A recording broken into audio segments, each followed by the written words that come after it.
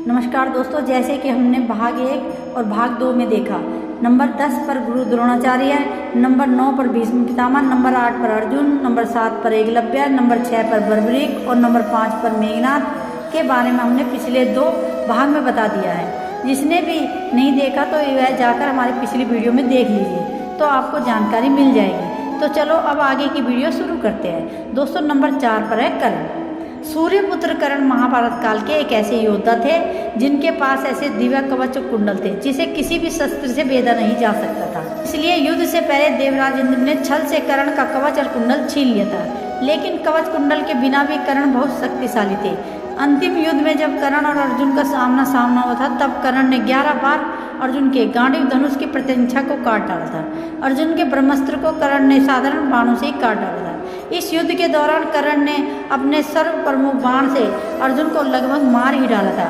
अगर भगवान श्री कृष्ण अर्जुन की रक्षा ना करते तो अर्जुन कर्ण के हाथों जरूर मारे जाते। जब तक कर्ण के हाथ में शस्त्र था, तब तक कर्ण को किसी तरह परास्त नहीं किया जा सकता था। लेकिन जब कर्ण निरस्त्र थे, तब अर्जुन को कर्ण का वध करना पड़ा था। दोस्तों, नंबर 3 पर है लक्ष्मण जी। शेषनाग के अवतार लक्ष्मण जी, उन्होंने अपने जीवन काल में कई असुरों को मार गिराया था। श्री राम के साथ 14 वर्ष वनवास में मारीच जैसे कई बड़े बड़े राक्षसों को मारने में अपने तीखे बाण चलाकर अपना पराक्रम दिखाया था। उनके बाण रेखा में इतनी शक्ति थी कि रावण भी उसे पार नहीं कर सकता था। शास्त्रों के अनुसार वह श्रेष्ठ धनुर्धर थे। रावण के महाबलशाली पुत्र इंद्रजीत को परास्त करने और इंद्रजीत का वध करने वाले लक्ष्मण जी थे। रावण के शक्तिशाली पुत्र अतिकाय का वध भी लक्ष्मण जी ने ही किया था। युद्ध के दौरान एक बार लक्ष्मण जी ने रावण को मूर्छित भी कर दिया था। दोस्तों, नंबर 2 पर भगवान श्री राम। विष्णु के अवतार मर्यादा पुरुषोत्तम महावीर श्री राम की शक्ति का कोई अंत नहीं था। स्वयंवर में जब वह शिव धनुष पर प्रतिरक्षा चढ़ाने गए थे, तब उनकी शक्ति से शिव धनुष टूट गया था। ऐसा कोई अस्त्र नहीं था जो श्री राम के पास नहीं था। श्री राम ने मात्र अपनी 16 वर्ष की आयु में अपने बाणों से मारीच असुरों जैसे मायावी राक्षस का वध किया था। साथ ही शस्त्र राक्षसों को भी अपने बाणों से मार गिराया था। जब समुद्र ने लंका जाने के लिए श्री राम जी को मार्ग नहीं दिया, तब उन्होंने अपने बाणों से समुद्र को सुखाने का विचार किया। श्री राम को धनुष पर बाण का संधान करते देख समुद्र देवी भयभीत होकर उनके सामने प्रकट हो गए थे। श्री राम ने अपने बाणों से ही महाबलशाली कुंभकर्ण को मार गिराया था। रामायण के युद्ध में उस समय त्रिलोक विजेता लंकापति रावण के भी 10 सिर अपने बाण से काटकर उनकी छाती को भेद कर उसे भी यमलोक पहुंचा दिया था।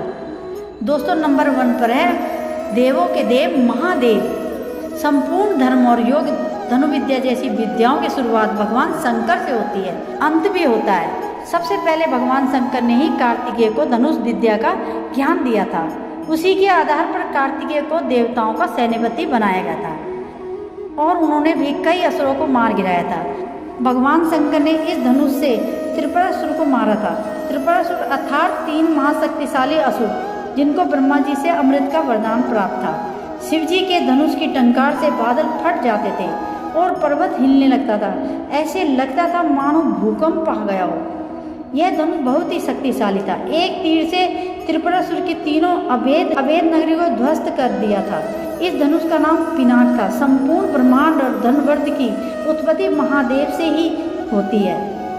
सभी बड़े बड़े महारथी परशुराम जी, विश्वामित्र, भगवान श्री राम और अर्जुन सभी ने शिव की आराधना करके ही उनके दिव्य अस्त्र को पाया था।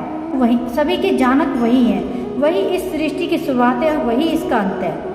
उनकी शक्ति अनंत है। वह पल भर में अपने एक बाण से पल्ले ला सकते हैं, किसी का भी विनाश कर सकते हैं। इसलिए वही सर्वश्रेष्ठ है, ऐसा हमारा मानना है। आपके अनुसार सर्वश्रेष्ठ धनुर्धर कौन थे? कमेंट करके जरूर बताना।